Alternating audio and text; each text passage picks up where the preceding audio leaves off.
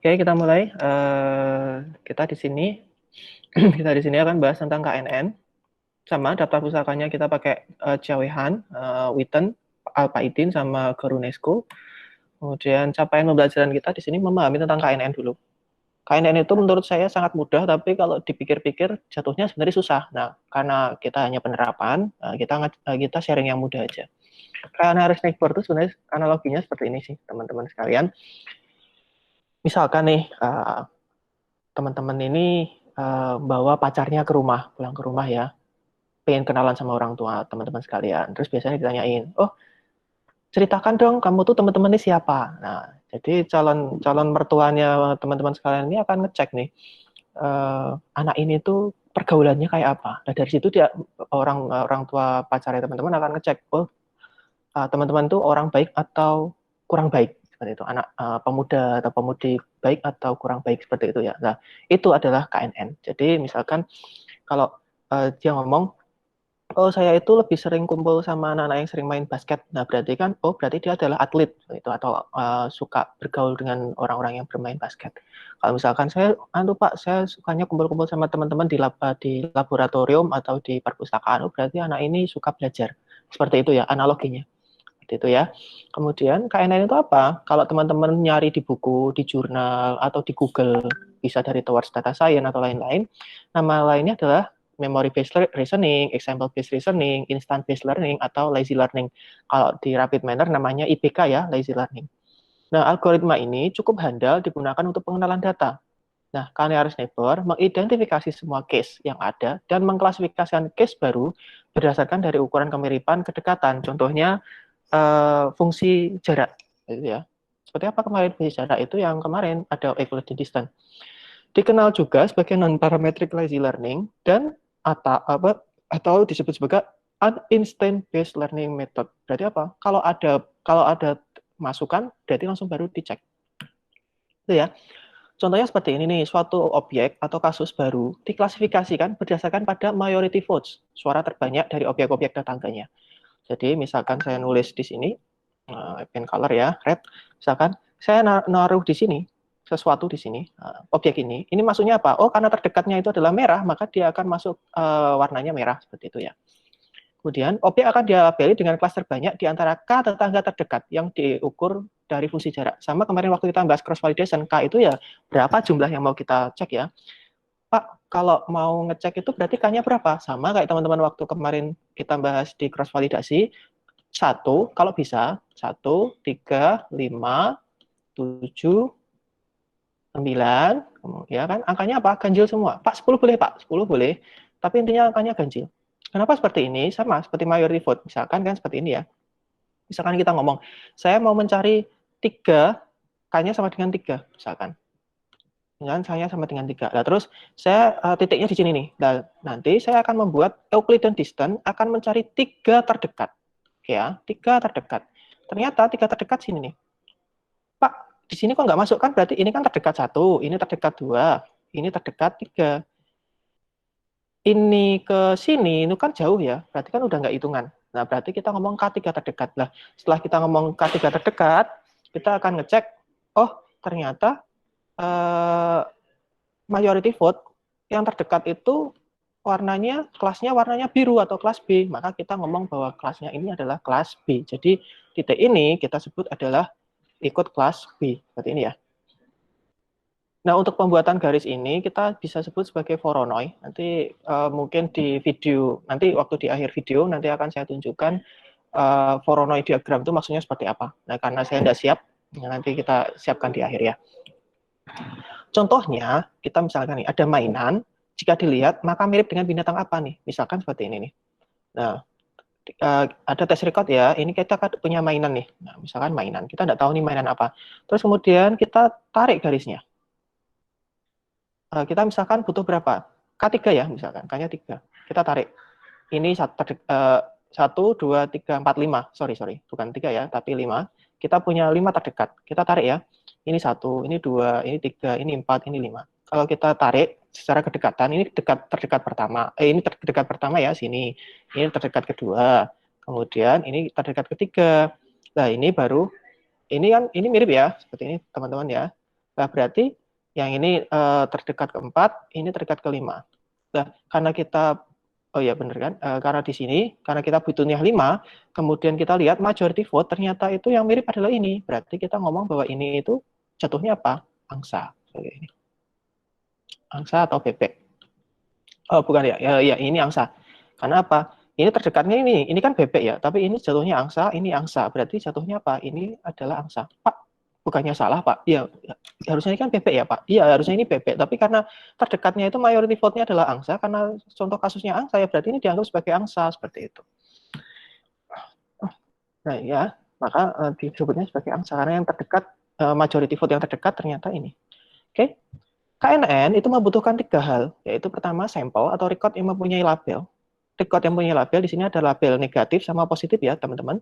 Kemudian distance metric untuk menghitung jarak antar record. Nah, di sini kita tarik ke sini, kita tarik ke sini, kita tarik ke sini, kemudian di sini kita tarik ke sini, ini tarik ke sini seperti ini ya jaraknya ya. Harusnya ini lurus ya, bukan melengkung seperti ini. Nah, kemudian nilai K atau jumlah nearest neighbor yang diamati. Nah, kita mau ngecek, kita udah buat garisan kan, terus kemudian kita mau ngamati 3, ya udah kita lihat 3 terdekatnya. Untuk mengklasifikasikan record yang baru, yang belum diketahui labelnya, hitung jarak antar record dengan record training yang sudah ada, temukan tetangga terdekat, gunakan label tetangga terdekat, lalu hitung tetangga terbanyak. Itu maksudnya apa? Seperti ini ya, misalkan saya pakai K, misalkan tetangga terdekat 1, dia akan langsung lihat, pokoknya 1, ya udah ini berarti adalah kelasnya negatif. Kalau misalkan saya mau cari 2 tetangga terdekat, nah di sini teman-teman bisa lihat nih, tetangga terdekat, kalau 2, ternyata terdekat 1 ini adalah negatif, terus kemudian terdekat kedua adalah positif. Berarti ini masuknya apa? Ini berarti tidak bisa nih, kan nggak ada majority vote-nya kan, maka teman-teman bisa lihat bahwa majority vote itu harusnya apa? Angkanya ganjil, maka saya nggak menyarankan nearest neighbor-nya adalah 2. Nah, Bapak, tapi kan ini terdekat lah, tapi kan kita fokusnya adalah majority vote kan? Seperti itu. Nah, makanya teman-teman kalau bisa jangan pakai 2, tapi pakainya yang ganjil-ganjil ya. Pak, kalau satu itu terlalu kecil teman-teman, terlalu presisi, temannya milih-milih seperti itu ya. Maka kita apa? Minimalnya adalah 3. Tapi teman-teman harus ngecek ya dari 1, 3, 5. Jadi kalau kita 3 terdekat berapa? Ini terdekat 1, terdekat 2, terdekat 3. Nah, di sini teman-teman bisa lihat nih, oh karena positifnya itu majority vote, maka ini masuk kelasnya adalah positif. Distance-nya pakai apa? Teman-teman bisa pakai Euclidean distance, bisa pakai Manhattan, bisa pakai Minkowski. Nah, di sini bedanya apa? Kalau di sini adalah nilainya mutlak, di sini pakai kuadrat, kalau di sini tinggal dibagi, apa ini namanya? Mau pangkat 3, mau pangkat 4, dan seterusnya. Gitu ya. Jarak antar tetangga atau distance between neighbors, yaitu hitung jarak antar case baru, objek E, dengan semua case dalam data training. Jarak Euclidean, jadi kita pakai X1, X2, X3, Xn, Y itu Y1, Y2, Y3, Yn. Kemudian jarak Euclideannya dipakai seperti ini, Xi kurangi Yi, nah ini kan I1, ya, X1 kurangi Y1 kuadrat, karena plus, maka berarti tambah ya, tambah X2 kurangi Y2 kuadrat. Pak, penerapannya bagaimana? Seperti ini. Misalkan kita punya contoh seperti ini ya, kita punya sampel nih, kita punya sampel ada 5, 1, 2, 3, 4, 5, ada Josh, Rachel, Steve, Tom, sama Anne. Ini mereka punya kelasnya seperti ini nih. Seperti ini ya. Nah, kemudian kita mau ngecek nih, saya punya data uji baru nih, namanya John 37, 50, sama 2. Nah, kira-kira prediksinya dari KNN ini apa? Apakah yes atau no? Loh Pak, ini kan kita udah tahu yes. Nah, makanya sama seperti kemarin kita mau buat split metode ya, split data yang testing sama training, kan kita mau ngecek akurasi dari KNN kita itu berapa, seperti itu. Oke ya, jadi kita punya ini. Lah, jadi misalkan kita punya John seperti ini ya. John itu kita sebut sebagai X. Ya, kita sebut sebagai X. Sementara yang di sini itu kita sebut sebagai Y. Ini Y, ini Y, ini Y, ini Y, ini Y. Seperti ini ya. Nah, kalau kita pakai rumusnya seperti ini, berarti kan X1 berarti apa? Ini John dikurangi 35. Ini ya. Ini kan berarti ini adalah fitur, katakanlah ini fitur ini fitur 1, ini fitur 2, ini fitur 3, ini fitur 4 ya. Ini ya, yang satu ini ya. Berarti kan teman-teman tinggal yang ke satu berapa? 37 kurangi 35 kuadrat ditambah 50 kurangi 35 kuadrat ditambah 2 kurangi 3 kuadrat. Di sini hasilnya 15,6. Kemudian sama, dicari semua, ternyata ada nilai terdekatnya nih, ada 15, 15, 152, 122, kemudian ada 15,74. Misalkan kita asumsikan kami-nya 3 nih, lalu kita cek tiga tetangga terdekat, mayoritas masuk apa? Nah, teman-teman tinggal apa nih? Teman-teman tinggal di apa itu namanya? Di sorting ascending. Kalau di Excel itu sorting ya, ascending. Nah, kemudian cari 3 tetangga terdekat. Seperti ini ya. Kenapa 3 tetangga terdekat? Ada 15, 15,6, 15,74. Nah, di sini kan ada 152 sama 122. Ini kan jauh ya. Tapi kan kita butuhnya K-nya 3. Maka kita cek nih, majority vote-nya apa? Ada yes, no, sama yes. Berarti majority-nya adalah yes. Maka kesimpulannya maksudnya yes. Oke. Masalahnya apa nih teman-teman? Masalahnya kalau KNN sama kayak naive bias. Kalau kita masukin data lagi, misalkan di sini misalkan Pak Fareh ya, Pak Fareh misalkan, kemudian saya umurnya 34 misalkan, kemudian income-nya misalkan berapa? Misalkan 25.000 misalkan. Kemudian jumlah kartu kredit saya punya 3. Nah, ini apa nih? Nah, ini jeleknya KNN apa? Kalau ada data baru, ya kita hitung lagi. Ini John-nya diganti sebagai Fareh, seperti ini ya. Pak Fareh, umurnya 34, ini 25, ini 3. Ini 3. Kemudian kelasnya apa? Dimasukin satu-satu. Nah, bayangkan teman-teman kalau misalkan kita misalkan kita mau deteksi penyakit corona, kita punya dataset katakan 100.000 buat nyempling, katakanlah ternyata ada data baru yang masuk ada 10.000. 10.000 harus kita hitung satu-satu ini teman-teman. Ya, nanti jatuhnya ini agak berat. Bandingkan dengan decision tree. Decision tree kan tinggal kita udah dapat decisionnya, kita udah dapat tree-nya ya. Kalau ada data masuk, tinggal masukkan. Masuk sini enggak? Enggak. Oh, berarti masuk sini. Seperti itu ya. Tinggal turun. Ini ya. Berarti ini mirip seperti apa? Naive bias, agak boros memori. Gitu ya. Prosesnya juga agak boros. Seperti ini. Nah, berapa jumlah K-nya? Ya, kalau K-nya terlalu kecil, misalkannya 1, saya punya 1 ya, akan sensitif terhadap noise. Karena teman-temannya milih-milih nih. Jika K terlalu besar, misalkan kita butuh K-nya berapa? 10. Nah, itu kayak SART, teman-teman ya.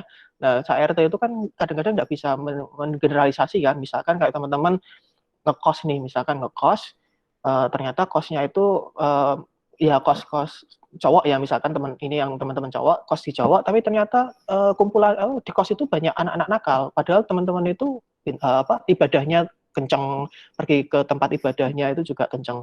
Tapi apakah teman-teman akan dianggap karena dia di kosnya orang nakal maka dia adalah orang nakal? Dia tidak bisa. Nah, itu makanya kalau kayaknya terlalu besar, otomatis tetangga dari kelas lain akan masuk ke point view of kita, seperti itu. Makanya gimana? Ya dicek nanti teman-teman yang bagus itu apa. Karena berbasis distance, jarak, maka teman-teman harus scaling atau dinormalisasi teman-teman. Sama ya, nah itu. Karena model pembelajaran KNN tidak menyimpan model, maka tiap kali mencari kelas record baru harus dihitung dari awal, ya kan? Seperti ini tadi, kita ngitung lagi dari awal. Kita ngitung dari awal lagi nih. John tadi dihitung lagi dari awal. Kemudian bayangkan jika ada puluhan ribu record, mau nggak mau harus hitung semua. Nah, sebelum memakai KNN, perhatikan pada fitur. Makanya apa? Pre-processing-nya penting. Cari apakah ada duplikat data, ya. Maka cari redundant harus dihapus kalau ada redundant data atau duplikat data harus dihapus. Kemudian, apakah ada yang hilang nih? Ada yang missing values enggak? Nah, kalau ada yang missing values, ya harus diperbaiki. Kemarin pakai apa? Pakai median atau pakai mode ya. Nah, yang untuk tahapan ada pencarian selain median sama mode, kita bisa pakai cara yang lain. Nanti kita masuk itu di setelah UTS ya, karena minggu depan sudah UTS, jadi kita tidak sempat sana. Nah, cara mengimprovisasi KNN bagaimana? Nah, untuk cara improvis KNN ini sebenarnya materi untuk kelas S2 ya sebenarnya teman-teman. Tapi paling tidak teman-teman tahu aja nih karena di Rapid Mentor juga kita tidak bisa pakai ini. Jadi kalau di Rapid Mentor kan kita tinggal pakai kan, jadi kita nggak bisa pakai. Nah, paling tidak saya akan menunjukin aja caranya bagaimana. Diatasinya bagaimana? Avoid having to compute distance to all object in training set. Maksudnya apa nih? Jadi KNN-nya dicampur sama decision tree. Nah, ini namanya KD tree seperti itu.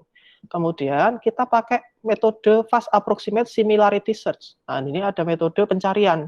Kalau mungkin teman-teman saya kurang tahu ya di SI ya, yang mungkin di materi awal-awal kalau di teknik informatika itu ada teknik pencarian. searching method, ada yang pakai Dijkstra, ada yang pakai apa tuh namanya, fitur pencarian ada banyak, saya agak lupa nih. Nanti saya cek lagi ya, agak lupa nih. Kemudian ada locality sensitive hashing. Nah, untuk yang kita cukup tahu aja nih bahwa cara ngetasinya gimana nih kalau misalkan teman-teman mau buat skripsi pakai ini, nah, teman-teman nyenggol-nyenggol ini seperti itu ya. Kemudian condensing.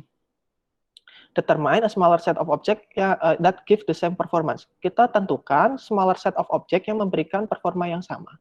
Kemudian ada yang editing, kita meremove objek untuk meningkatkan efisiensi. Apa tuh? Objek apa yang kita hapus gitu teman-teman. Nah, nanti kan kita akan dicek outlier detection. Jadi yang masuk ke yang kedetek sebagai outlier kita hapusin dulu gitu ya. Nah, cara improvisasi ini nggak dibahas karena memang di rapid manner juga saya nggak bisa nunjukin. Jadi kalau nggak bisa nunjukin ya nanti teman-teman bisa cari sendiri ya. Oke. Baik, untuk KNN kita sampai sini.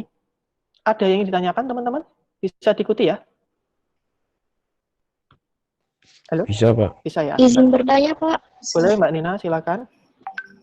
Pada contoh soal itu jika ditambah tes baru, yang John itu ikut dihitung jaraknya atau enggak ya, Pak? Oke, pertanyaan bagus. Ya, terima kasih, Mbak. Nah, ini kan, kita ini nih, misalkan, kita John ya, misalkan ini, pertama saya nyari John tadi ya. John ternyata kelasnya apa nih? Kelasnya adalah yes. Kemudian, ada kelas baru nih masuk, namanya adalah Fareh misalkan kah. Apakah John ini dimasukkan ke sini? Nah, apakah John dimasukkan ke sini, ke penghitungan ini? Jawabannya adalah tidak. Karena kan asumsikan data masuk satu-satu ya. Misalkan saya punya data. Pertama yang namanya John, masuknya mana? Kemudian Fareh nanti masuknya mana? Maksudnya ini mana? Lah, ini berarti apa? Kalau John sudah masuk, ini terus kemudian Fareh apakah dihitung lagi? Jawabannya enggak. Sama ya. Karena apa? Kalau teman-teman lihat, kalau yang kemarin kita di training sama di testing, ini ya, training sama testing atau kita cross validasi. Ini kan training kan? Berarti ini training semua nih, teman-teman nih. Tenang ini kan. Lah, maaf, yang di sini testing ini isinya di sini nih. Lah, otomatis karena John masih di sini, enggak dihitung. Oke. Loh Pak, berarti kalau kita sudah dapat ini bagaimana? Nah, misalkan nih, ini di dunia nyata, saya juga sekarang memakainya seperti ini. Jadi misalkan seperti ini ya, saya membuat data training nih, ada data training, kemudian data testing. Kemudian data testing ini akan saya cek benar nggak sih? Ketika ini benar, misalkan ada data baru ya, misalkan seperti ini, saya udah punya data ini nih, kemudian ada data baru, benar-benar baru, datang kan? Kemudian datang, kemudian saya prediksi bahwa kelas ini misalkan John ternyata prediksinya adalah yes. Nah kemudian ada tim validator mungkin 3 hari atau 4 hari lagi baru ngomong, bro sistemmu bener kok, sistem kamu bener kok bro, ini yes. Berarti ini tak tulis sebagai ini datanya valid. Nah data-data yang valid akan saya masukkan ke training. Nah pas hari Minggu saya akan proses training ini lagi nih. Pas hari Minggu John yang datanya valid semua akan saya masukkan sebagai data training. Seperti itu. Jadi jawabannya, Pak, apakah kalau saya masukkan data baru, John itu masuk enggak, Pak? Jawabannya adalah enggak. Tapi kalau ketika kita udah validasi, ada tim validator, maka kalau kalau kita udah validasi, datanya masuk sini ya. Seperti itu. Pertanyaan bagus, Mbak Nina. Bisa dimengerti, Mbak? Sudah, Pak. Oke, kita akhiri sampai sini. Terima kasih. Assalamualaikum warahmatullahi wabarakatuh. Waalaikumsalam warahmatullahi wabarakatuh. Terima kasih. Waalaikumsalam warahmatullahi wabarakatuh. Makasih, Pak. Ya, sama-sama. Terima kasih, Pak. Ya, mari.